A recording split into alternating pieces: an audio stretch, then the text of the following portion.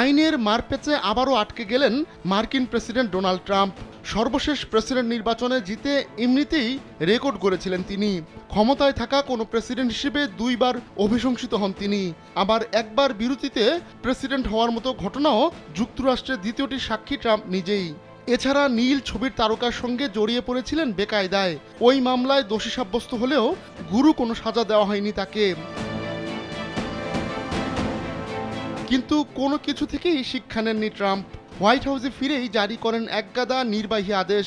সেগুলির একটি ছিল সব ধরনের কেন্দ্রীয় অনুদান ও ঋণ স্থগিত করার নির্দেশ।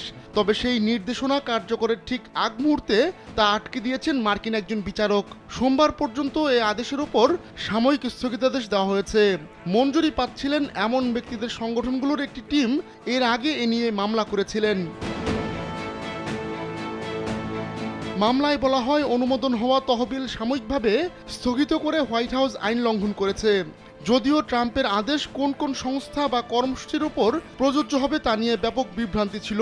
শেষ পর্যন্ত বিচারক লরেন আলী খান ট্রাম্পের এই আদেশকে আটকে দেন।